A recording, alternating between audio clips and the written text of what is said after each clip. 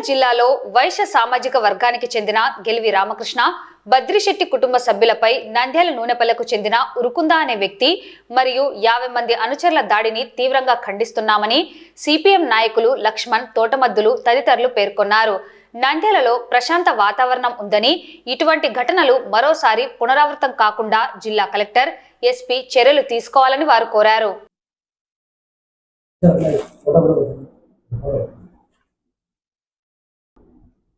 కర్నూలు ఉమ్మడి జిల్లాలోనే నంద్యాల పట్టణం చాలా ప్రశాంతమైనటువంటి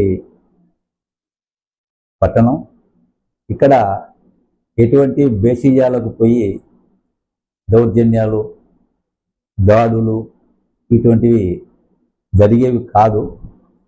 ఇక్కడ ప్రధానంగా బలిజ, ముస్లిము, వైశ్య వీళ్ళు ప్రధానమైన సంఖ్యగా ఉంటూ ఏ రోజు ఒకరి మీద ఒకరు దాడులు చేసుకోవడం కానీ, ఒకరి మీద ఒకరు ఫిర్యాదులు చేసుకోవడం కానీ ఇటువంటి పరిస్థితులు ఉండేవి కాదు.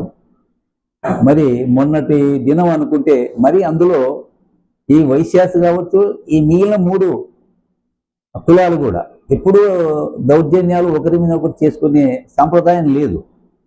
కానీ మొన్న చూస్తే అందులో ప్రధానంగా గెలివి వాళ్ళు ఫ్యాక్టరీలు నడిపారు, హమ్మాలీలతోనూ, వ్యాపారస్తులతోనూ, రాజకీయ నాయకులతోనూ ఎవరితో కూడా గొడవపడే వాళ్ళు కాదు.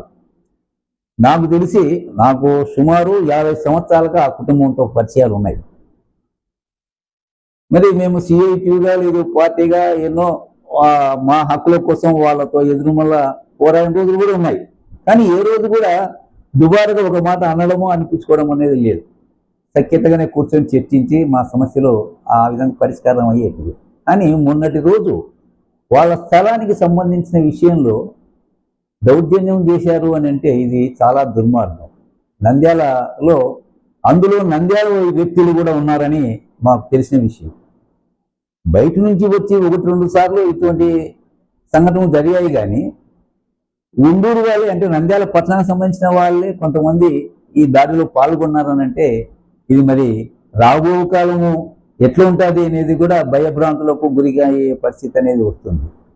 అందుకని ఇప్పటికైనప్పటికీ అధికారంలో ఉన్నటువంటి ప్రభుత్వం ఈ యొక్క శాంతి భద్రతలు కాపాడడంలో విఫలమైందా అనేది అనిపిస్తుంది. అందుకని భవిష్యత్తులో ఇటువంటి సంఘటనలు జరగకుండా తగు జాగ్రత్త తీసుకోవాలి. అందులో మరీ ప్రధానంగా ఫరూక్ గారు మంత్రిగా ఇప్పటికి 3 సార్లు, డిప్యూటీ స్పీకర్గా ఒకసారి పనిచేసిన కాలం ఉంది. ఏ రోజు కూడా ఇటువంటి జరగలేదు. కానీ ఈరోజు జరుగుతుందంటే మొత్తం రాష్ట్ర వ్యాప్తంగానే ఇటువంటి పరిస్థితులు ఏమైనా దాపురించాయా? లేదు అని అంటే ఇక్కడ ఈ యొక్క మొత్తం అంటావా, లేదా ధనార్జన ఆశపడి అని అంటావా, ఇవి జరుగుతున్నాయా? కాబట్టి వీటిని ప్రభుత్వం అధికారులు ముఖ్యంగా పరిశీలించి దీనికి తప్పనిసరిగా చెక్ పెట్టాలి. అంటే భవిష్యత్తులో మరి ఇటువంటి సంఘటనలు జరగకుండా చూడవలసిన బాధ్యత ప్రభుత్వ అధికారులది, అధికారంలో ప్రభుత్వం అనేది. నంద్యాల పట్టణంలో దాదాపు 2-3 నెలల నుంచి కూడా ఈ వైశ్య కమ్యూనిటీ మీద దాడులు జరుగుతున్నాయి. ప్రధానంగా 2 నెలల క్రితం బంగారంగడి సురేష్ అనే వ్యక్తి మీద దాడి జరిగింది.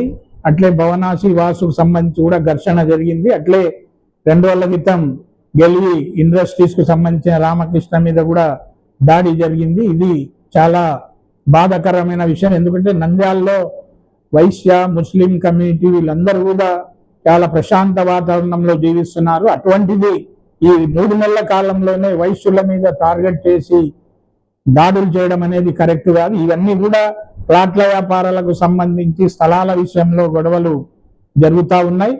దాదాపు మనకు తెలిసి శెట్టి గారి ఆస్తులు, పూర్వకాలంలో కొన్ని ఆస్తులు చాలా ఉన్నాయి. అటువంటి దాని మీద దొంగ డాక్యుమెంట్లు సృష్టించి ఈరోజు ఇతరులు ఆక్రమించుకొని మాది అని చెప్పే పద్ధతుల్లో ఈరోజు ప్రవర్తిస్తూ ఉన్నారు.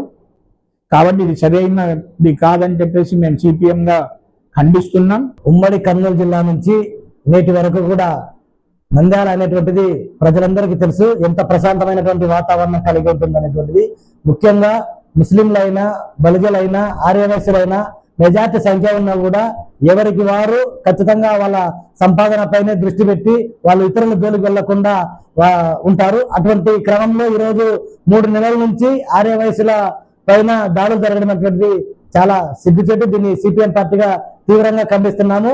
నంద్యాల జిల్లా ఏర్పాటైన తర్వాత ఎక్కడెక్కడ ఖాళీ స్థలాలు ఉన్నాయి, ఎక్కడెక్కడ ఆక్రమించుకోవాలనేటువంటి వారు ఈరోజు దొంగ డాక్యుమెంట్ సృష్టించి ఖాళీగా ఉంటే ఇది నాది నేను అని చెప్పేసేటువంటి రీతిలో ఈరోజు ఎవరైనా అడ్డు వచ్చి ఇది నాది అంటే వాళ్ళపైన దాడులు చేసేటువంటి రీతిలో ఈరోజు జరుగుతున్న దాన్ని సిపిఎం పార్టీగా తీవ్రంగా వ్యతిరేకిస్తున్నాం.